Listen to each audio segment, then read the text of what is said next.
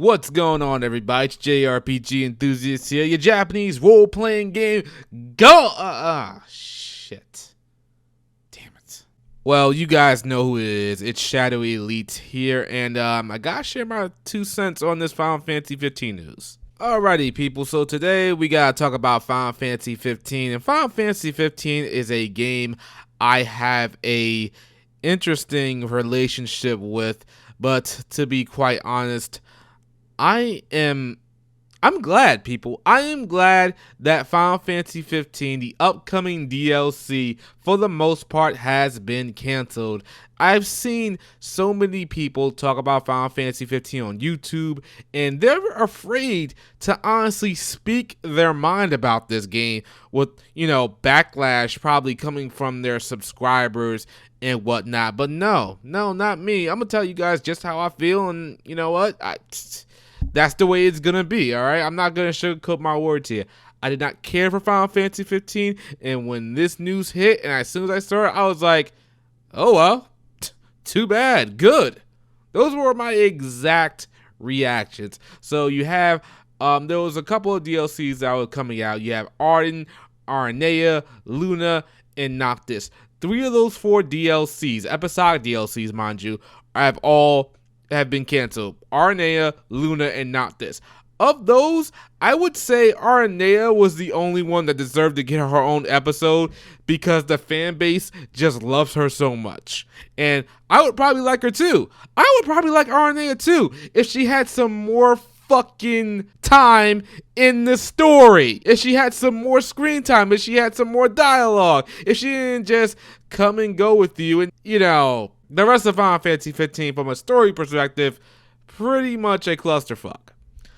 So Arden is the only one that has been spared. I'm guessing that was the one that they had some development time on. So they're going to release Arden in March of 2019. And then there was also some other news. You had the Comrades multiplayer that's going to get its own standalone release. I'm sorry, and they're also going to have a collaboration with Final Fantasy XIV. And the other juicy nugget of news for this is that Hajime Tabata, the director of Final Fantasy XV, has left Square Enix, and he's going to do his own little thing, make his own business, and whatever. It's not really surprising. I'm actually glad. I'm actually happy for the dude. He finally left. He probably just said, this place is a clusterfuck. I don't think Square Enix is honestly a clusterfuck. I think when they're dealing with Final Fantasy, especially in the more recent years, Final Fantasy Versus 13 got scrapped, became Final Fantasy 15, was a clusterfuck. Final Fantasy 13 came out in linear hallway. For the most part, a lot of people didn't like it, myself included in that. Final Fantasy XIV released as a colossal shitstorm, but got remade at Relevant Board, and then it's probably one of the probably amongst the top 10 best MMORPGs out there. Who's the director for that game? We need to get that guy doing some Final Fantasy stuff at Square Enix, because his team and him, they know what they're doing. But anyway, as far as Final Fantasy 15 goes, I did not have a great experience with Final Fantasy 15 myself. I was waiting for it when it was called Versus 13 for a long time. I was waiting for it when it got rebranded as Final Fantasy 15. It came out in 2016, and there are so few times in my gaming life, people, that I have genuinely been angry and upset at a game. I'll give you one of those times for me was when I was playing Ninja Gaiden, and I think her name was Alma. She was the boss, and I could not defeat her, and I just got so angry I threw my controller at the ground and broke it. That's pretty much how I was when I was progressing through Final Fantasy 15 when it first released on PS4 and Xbox One. And I remember getting to the last boss of Final Fantasy 15, and I was like, that's it, this is it. And I'm pretty sure, I'm not 100% sure on it, I'm pretty sure the second phase of that last boss fight in Final Fantasy 15 pretty much played out itself. But from a gameplay perspective, I think I do like Final Fantasy 15 purely for the gameplay. and I'm playing it off and on PC when I can because I like playing games at 60 frames per second on my PC. And the mods for Final Fantasy 15 aren't half bad on PC. But as it stands, I am glad that Tabata, Square Enix, they're finally deciding to, I guess you could say, stop the production on Final Fantasy 15 when it comes to some major content.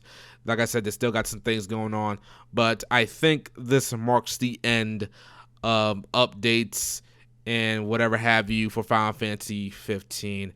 And I can't say I'm not happy about this. Let's move on. Gather whatever resources you got. Get ready for the Kingdom Hearts 3 release. I know they're 17s, but I'm just saying. And after you're done with Kingdom Hearts 3, and you did all the promotion and all the marketing and whatnot, and all the updates for Kingdom Hearts 3, which I know there's gonna be a crap ton of updates for Kingdom Hearts 3 in terms of upcoming DLC worlds and, episodic content probably. But whatever. Get out Final Fantasy VII Remake. Again, separate teams, whatever. Just, resources are resources, and you can redirect them somewhere else than working on Final Fantasy fucking 15. Anyway, guys, that's it for this video. That's all I really wanted to say. I know some of you guys really have a lot of things to say about this, whether you're happy or angry or not, or you hate me for pretty much shitting on Final Fantasy 15 in this video. But yeah, I did finish Final Fantasy 15 when it first came out way back in 2016, and I'm still playing it off and on PC. So there's something about it, like I told you before, like the gameplay, that keeps me coming back to it. But closing the book on this game, I'm good. Let me know what you guys think. Hit the like button if you enjoyed this video. Subscribe, of course, if you're new to the channel. And I'll see you guys very soon. Peace.